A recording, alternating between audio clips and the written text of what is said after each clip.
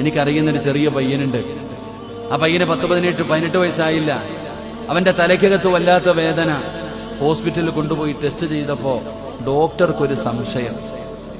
പക്ഷേ എന്താണെന്ന്, brain tumour ആണെന്ന് മനസ്സിലായി. പക്ഷെ അത് എത്ര ശതമാനമുണ്ടെന്ന് തിരിച്ചറിയാൻ പറ്റുന്നില്ല.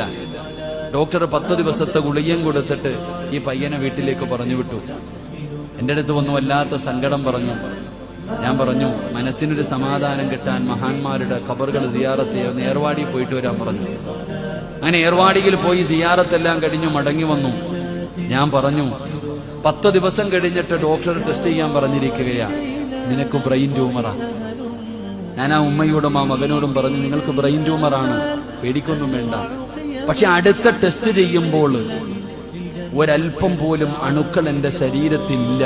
നിയത്ത് ചെയ്യണം, ഒരു പള്ളി കെട്ടിക്കൊടുക്കാമെന്ന്, ഒരു ചെറിയ മസ്ജിദ് കെട്ടിക്കൊടുക്കാം. അള്ളാഹു ഈ രോഗം മാറ്റി തന്നാൽ ഞാനൊരു ചെറിയ മസ്ജിദ് കെട്ടിക്കൊടുക്കാമെന്ന് നിയത്ത് ചെയ്യാൻ പറഞ്ഞു. മാറിയ കെട്ടിക്കൊടുത്താൽ മതിയെന്ന്.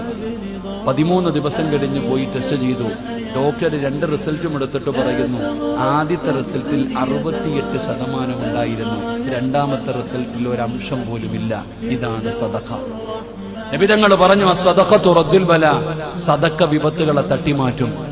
അള്ളാഹുവിന് ചില അടിമകളുണ്ട്, ആ അടിമകൾ സദഖ കൊണ്ട് ചികിത്സിക്കും. അള്ളാഹു നമ്മളെ ചികിത്സിക്കാൻ ഭാഗ്യം തരുമാറാകട്ടെ.